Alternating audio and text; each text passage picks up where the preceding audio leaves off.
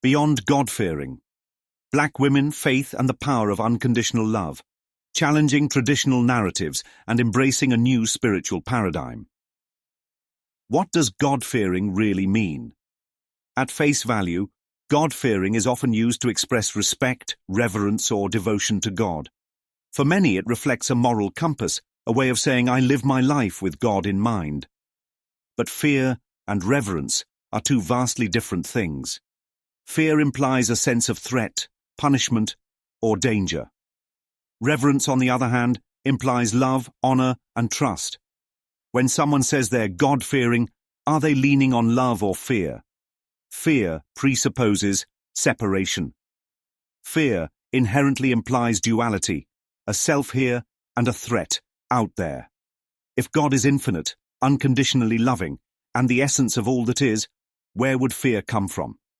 Saying I fear God presupposes that God is separate from you, that God is capable of something harmful or punitive, that you, as the created, are somehow at odds with your Creator. But if God is love, as many spiritual teachings assert, then fear of God is rooted in misunderstanding. You cannot fear something that is inseparably one with you unless you're projecting your own fears outward. Why is God-fearing woman so prevalent among black women? The cultural and historical context matters here. For many black women, faith has been a survival tool, something passed down through generations in the face of systemic oppression, personal hardship, and collective trauma. To be God-fearing often signified a way of staying grounded in morality and resilience, a declaration of strength, signaling a woman's reliance on divine guidance amidst struggle, a cultural badge of honor, reflecting devotion, discipline, and a sense of spiritual accountability. However, this framing often stemmed from religious teachings that emphasized obedience to an external authoritative God. In many traditional church settings, fear of God was used as a tool for control, instilling respect through intimidation rather than love. Can love and fear coexist? To say, I love God but I fear God creates a contradiction. True love is expansive, inclusive, and fearless. Fear contracts, isolates, and breeds avoidance. If you fear someone, do you trust them fully? If you fear someone, can you be vulnerable and connected with them? If God is a loving creator, why would the relationship be based on fear? The idea of fearing God is more about human misunderstanding than divine truth. Jesus and fear of God. Jesus never taught the fear of God. His message was consistently one of love, faith, and unity with the divine. God is love. 1 John 4:8. The kingdom of God is within you. Luke 17:21. Fear not, for I am with you. Isaiah 41:10. If fear were essential to a relationship with God, wouldn't Jesus have made it central to his teachings? Instead, he invited people to trust, love, and see themselves as one with the Father. Fear as ego's playground. Fear is a construct of the ego, not spirit. It perpetuates the illusion of separation, reinforcing the belief in a small, vulnerable self, an external authority, or God, that can harm or punish.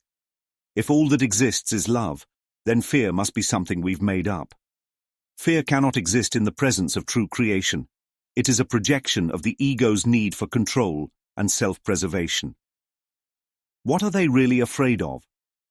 When someone identifies as God-fearing, they may actually fear judgment or punishment from God, failing to meet the expectations of their faith or community, the vulnerability that comes with surrendering to divine love. These fears often mirror the human experiences of judgment, rejection, and conditional love, projections of earthly relationships onto the divine. Fear versus unconditional love. If God is unconditional love, there is nothing to fear. Unconditional love means no punishment, only correction, no separation, only unity, no judgment, only acceptance. Fear becomes unnecessary when you realize that God is not separate from you. God is love. God is you. There is nothing outside of all that is. Reframing the relationship. What if instead of God-fearing, the phrase was, I am a God-loving woman, I am a God-trusting woman, I am one with God? These statements reflect connection, not separation. They affirm love, not fear. They empower, rather than contract. A shift from fear to love. The idea of being God-fearing reflects centuries of misunderstanding about the divine. It's rooted in the ego's projections of punishment and control. But when you realize that God is love, everything shifts. Fear dissolves, connection deepens. You stop running from God and start embracing your oneness with all that is. Let go of the badge of fear.